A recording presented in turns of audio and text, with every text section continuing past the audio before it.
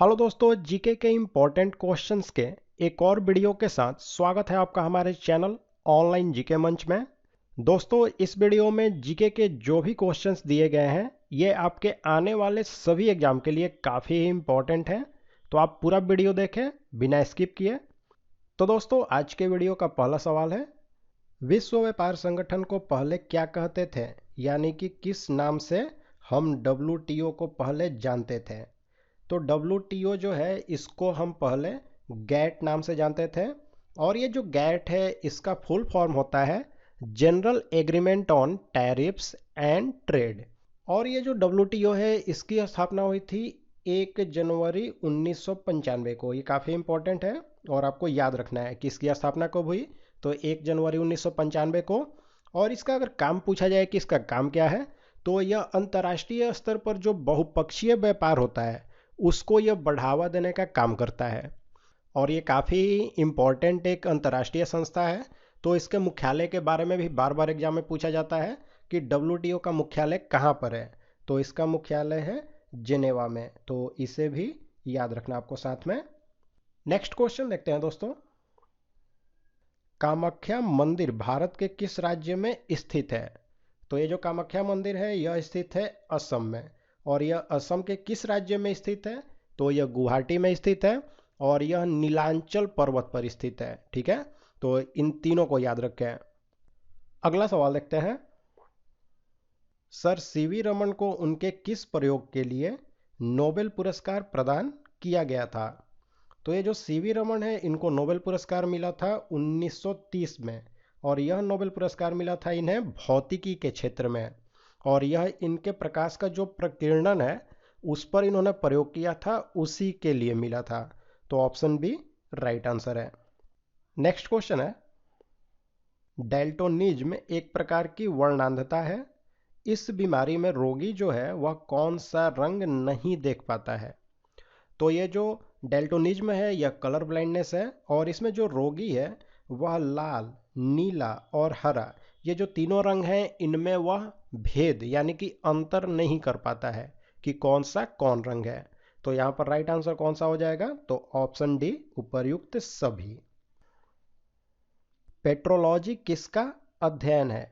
तो ये जो पेट्रोलॉजी है यह जियोलॉजी की एक शाखा है, और जियोलॉजी की जो शाखा है पेट्रोलॉजी, इसमें हम चट्टान जो होते हैं उनका जो संरचना है, उनकी उत्पत्ति है, उनका संगठन क्या है और उनका वितरण कैसे है, इन सभी चीज़ों का अध्ययन करते हैं।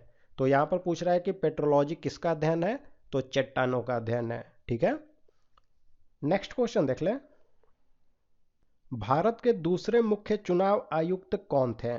यह क्वेश्चन वैसे पूछा नहीं जाता है लेकिन आपको याद रखना है क्योंकि यह एक बार SSC के एग्जाम में पूछा जा चुका है। तो भारत के जो दूसरे मुख्य चुनाव आयुक्त हैं उनका नाम था KVK सुंदरम। और जो भारत के पहले मुख्य चुनाव आयुक्त थे उनका नाम था सुकुमार सेन। यह भारत के पहले चुनाव आयुक्त थे। और वर्तमान में यानी कि अभी जो भारत के चुनाव आयुक्त हैं उनका नाम है सुनील अरोड़ा। तो इसको भी आपको याद रखना है, यह करंट अफेयर्स के लिए काफ़ी इंपॉर्टेंट क्वेश्चन है। चलिए नेक्स्ट क्वेश्चन देखते हैं दोस्तों, पानी से लोहा और मैग्नीज किस प्रक्रिया से हटाए जाते हैं। तो राइट आंसर है ऑप्शन बी, क्लोरीनीकरण विधि जो है इसी के द्वारा हम पानी से लोहा और मैग्नीज की जो अशुद्धियां हैं इनको हटाते हैं। फलों का मधुर स्वाद यानी कि जो उनमें मीठा स्वाद होता है वह किसकी उपस्थिति के कारण होता है। तो राइट आंसर है ऑप्शन बी, फ्रक्टोज नाम की एक मोनोसैकेराइड शर्करा पाई जाती है फलों में, जिसके कारण फलों का जो स्वाद होता है वह मीठा होता है।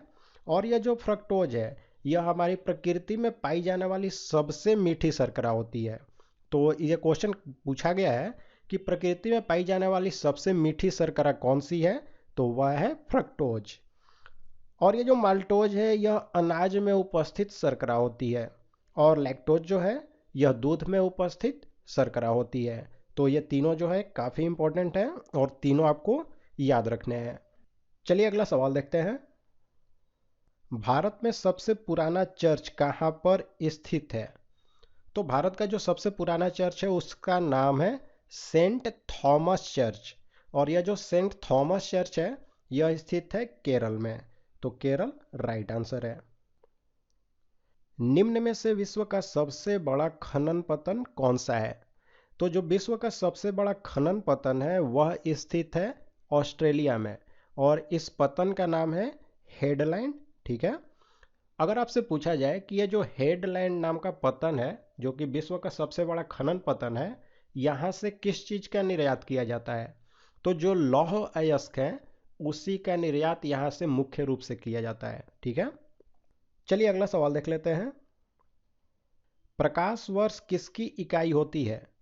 तो राइट आंसर है ऑप्शन बी, दूरी की, यानी कि डिस्टेंस की। देखिए प्रकाश वर्ष क्या है कि प्रकाश के द्वारा निर्वात में एक वर्ष में जितनी भी दूरी तय की जाती है उसी को हम प्रकाश वर्ष कहते हैं।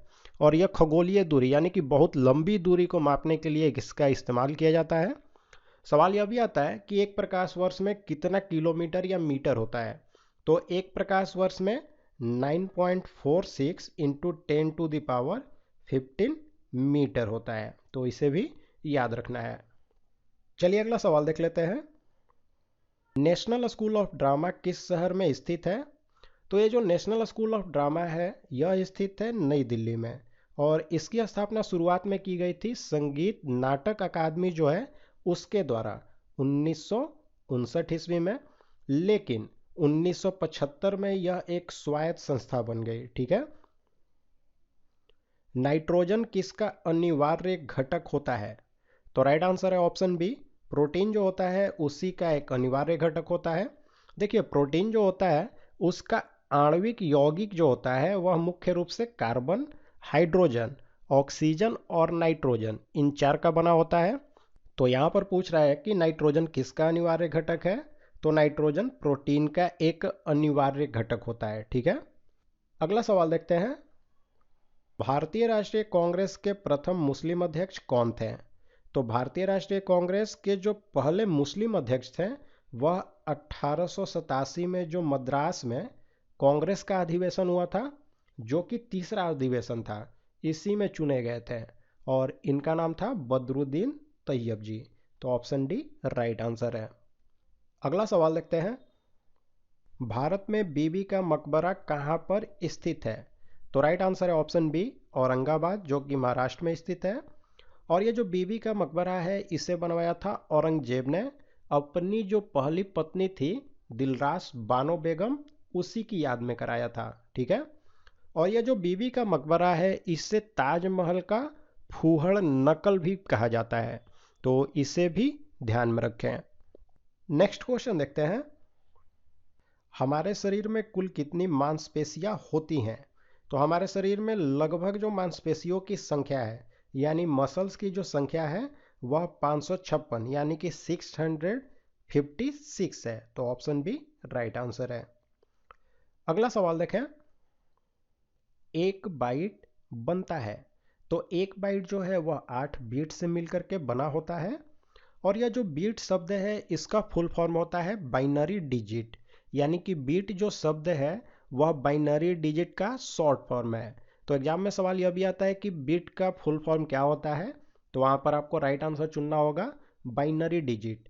और ये जो बाइनरी डिजिट होता है इसमें हम 0 और 1 का इस्तेमाल करते हैं। ठीक है। चलिए अगला सवाल देखते हैं। राष्ट्रपति का अध्यादेश कितनी अवधि के लिए लागू होता है?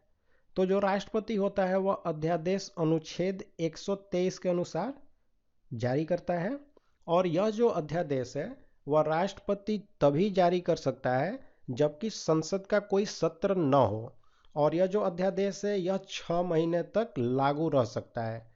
तो ऑप्शन बी 6 माह राइट आंसर है। बौद्ध धर्म में सांड का संबंध बुद्ध के जीवन की किस घटना के साथ है? तो बौद्ध धर्म में जो सांड और कमल है इन दोनों का संबंध बुद्ध की जन्म से है, तो ऑप्शन है राइट आंसर होगा। घोड़ा जो है इसका संबंध है उनके गृह त्याग से, और जो पीपल का पेड़ है इसका संबंध है ज्ञान से। ठीक है। और जो पीपल का पेड़ है इसका संबंध है ज्ञान से, और जो पद्म चिन्ह है तो इसका संबंध है निर्वाण से, और स्तूप जो है इसका संबंध है मृत्यु से। तो इन सारे प्रतीक चिन्हों को आपको याद रखना है क्योंकि इससे क्वेश्चन एग्जाम में पूछे जाते हैं। ठीक है, नेक्स्ट क्वेश्चन देखते हैं। मुख से लिए जाने वाले पोलियो वैक्सीन का विकास किसने किया था? तो मुख से जो पोलियो वैक्सीन लिया जाता है इसका विकास किया गया था अल्बर्ट साबिन के द्वारा।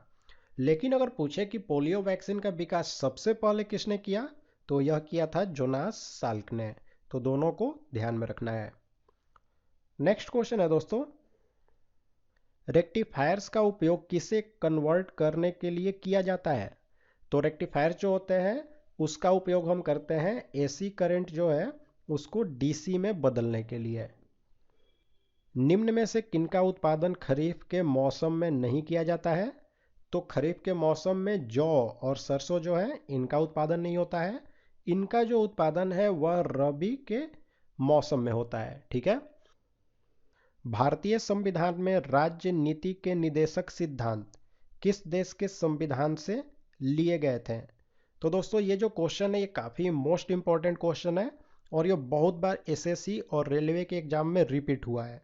तो इसे आपको बिल्कुल ध्यान में रखना है कि राज्य नीति के निदेशक सिद्धांत किस देश के संविधान से लिया गया है।